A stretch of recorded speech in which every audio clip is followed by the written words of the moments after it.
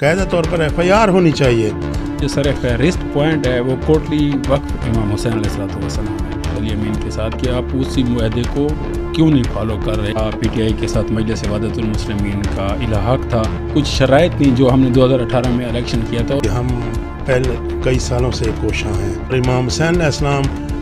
کو انہوں نے کاشتکار کے خانے میں لکھا، بالکل اس حوالے سے ان کے شانہ بشانہ ہیں۔ ضلعی صدر مولانا غضنفر عباس نقوی صاحب ہمارے ساتھ موجود ہیں، آئیے ان سے بات کرتے ہیں کہ وہ اس حوالے سے کیا کہتے ہیں کہ یہ جو اتحاد جو تھا اس کے جو اب وہ جو انجام کو پہنچ چکا ہے اس کی وجوہات کیا ہیں۔ وعلیکم السلام ورحمۃ اللہ۔ سر یہ بتائیے گا کہ مرکزی سطح پر آپ کا مجلس وحدت مسلمین کا، صوبائی سطح پر بھی چاروں صوبوں میں بھی آپ اتحادی تھے PTI کے، اس اتحاد کے ختم کرنے کی وجوہات کیا ہیں؟ جناب، مرکز میں بھی اور صوبوں میں بھی ہمارا PTI کے ساتھ مجلس وحدت المسلمین کا الحاق تھا۔ تو جس طرح آپ ڈیرہ اسماعیل خان میں دیکھتے ہیں کہ 2018 میں بھی ہم نے علی امین برادران کا ساتھ دیا تھا، ایک الحاق تھا، ایک الائنس تھا، جتنے بھی حلقے ہیں NA کے ہیں چاہے وہ PK کے تھے، ہم نے ان کے ساتھ بھرپور حمایت کی تھی جتنی بھی تحصیلوں کے الیکشن تھے۔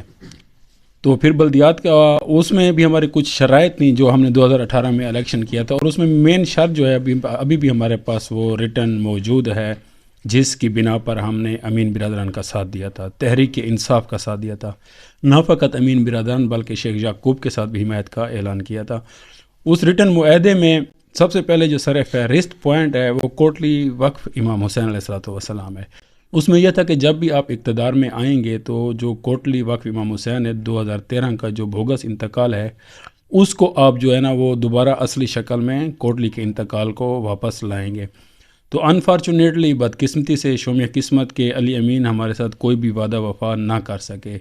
اس طرح وقت گزرتے گزرتے پھر جب بلدیات کا الیکشن آ گیا تو اس وقت بھی ہمارے کچھ نمائندے آئے تھے مجلس وحدت المسلمین کے، مرکزی تھے، صوبائی تھے، انہوں نے بات کی تھی علی امین کے ساتھ کہ آپ اسی معاہدے کو کیوں نہیں فالو کر رہے کہ جو آپ کے ساتھ 2018 میں تھا، اور بھرپور حمایت سے آپ نے ووٹ بھی لیا تھا۔ تو بہرحال ان کے ساتھ پھر ایک معاہدہ ایک نیا ہوا، پھر دوبارہ سے عہد و پیمان ہوا، لیکن بلدیاتی الیکشن میں بھی یہ اپنے معاہدے سے انہوں نے کوئی سنجیدگی نہیں دکھائی، جس وجہ سے ڈیرہ اسماعیل خان میں، صرف ڈیرہ اسماعیل خان ہم نے بلدیاتی الیکشن میں پھر پیپلز پارٹی کا ساتھ دیا تھا۔ ابھی چونکہ صوبائی گورنمنٹ KPK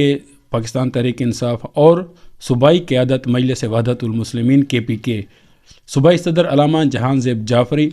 اور ان کے ساتھ جنرل سیکرٹری شبیر ساجدی، مزمل آغا مزمل فصیح، علامہ ارشاد حسین اور باقی بھی جتنے کابینہ کے دوست تھے اور عمائدین تھے، نمائندگان تھے، بزرگان تھے، انہوں نے کل پریس کانفرنس کی ہے اور اس میں انہوں نے سر فہرست کوٹلی امام حسین کے اس مسئلے کو بیان کیا کہ اس سے امین برادران جو ہے نا اپنے معاہدے سے جو بات ہوئی ہے، جو معاہدہ ہوا تھا اس سے پس و پیش کر رہے ہیں، اس پر عمل درآمد یا کسی بھی بات پر وفا نہیں کر رہے ہیں۔ اسی طرح نہ فقط ڈیرہ اسماعیل خان، آپ نے کہا نا کہ KPK میں آپ نے کیوں الحاق توڑا ہے، تو اس کی ایک وجہ یہ ڈیرہ اسماعیل خان میں کوٹلی امام حسین کے مسئلے کو انہوں نے سنجیدگی سے نہیں لیا۔ اس کے ساتھ خود دیگر پڑ چنار میں بہت سارے مسائل ہیں، وہاں پر زمینی تنازعات ہیں جس پر گورنمنٹ نے کوئی سنجیدگی نہیں دکھائی، وہاں پر توری بنگش قبیلہ ہے جس کو انہوں نے اقلیت میں داخل کیا ہے، آپ کی سیکورٹی کے دیگر مراد جو بھی ہیں، تو ابھی تک وہ پلاٹ بھی جوں کا توں پڑا ہے، ابھی تک وہ بھی انہوں نے نہیں دیا۔ سیم اس کی کنڈیشن یہی ہے جس طرح کوٹلی وقف امام حسین کی کنڈیشن ہے۔ تو ان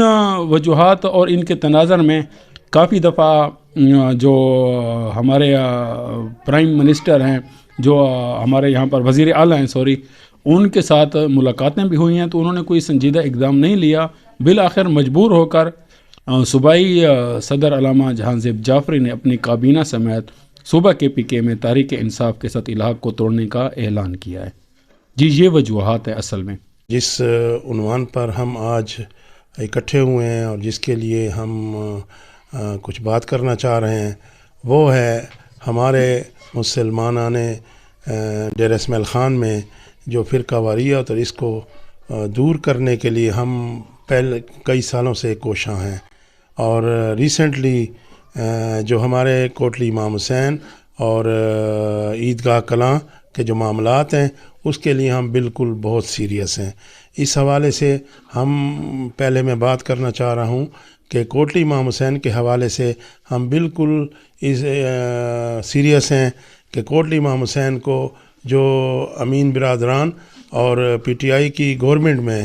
ان کی وزارت میں انہوں نے ہماری کوٹلی امام حسین کی زمین کو پہلے اوقاف نے انتقال کرایا اور اس کے بعد اوقاف سے لے کر انہوں نے KPK کے نام 119 کنال ان کے نام کرائی اور امام حسین علیہ السلام کو انہوں نے کاشکار کے خانے میں لکھا جو بالکل ہمارے نزدیک یہ توہین امامت ہے۔ ان پر اس بات کا جو ہے باقاعدہ طور پر FIR ہونی چاہیے، لیکن یہاں چونکہ گورنمنٹ ان کی ہے، ان کے وزیر ہیں، ان کے مشیر ہیں، بلکہ تینوں بھائی آج گورنمنٹ میں ہیں، اور ان لوگوں نے یہ جو کام کیا ہے وہ ہمارے اہل تشیع کے جگر کو ٹکڑے ٹکڑے کیا ہے۔ گزشتہ دنوں دیکھنے میں آیا ہے کہ جامع عیدگاہ کلاں جو کہ اہل سنت کی ایک مسجد ہے، وہاں پہ ایک پارک بنانے کی کوئی منصوبہ تھا حکومت کی طرف سے یا ضلعی سطح پر یا کسی طرف سے، تو ان کی طرف سے ایک پریس کانفرنس کی گئی ہے، اس حوالے سے آپ کیا پیغام دیں گے؟ دیکھیں، جس طرح ہم اہل تشیع کے حوالے سے اپنے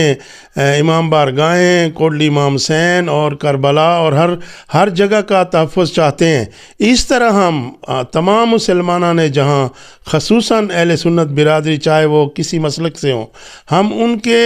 مذہبی معاملات میں بھی بالکل ان کے شریک ہیں اور ان کی حمایت چاہتے ہیں۔ اور اس میں ہم خصوصاً ریسنٹلی جو عیدگاہ کے حوالے سے جو گورنمنٹ نے یا اس کی یہ TMO نے انہوں نے جو ناجائزی کی ہے، اس میں ان کی زمین جو وقف اس کے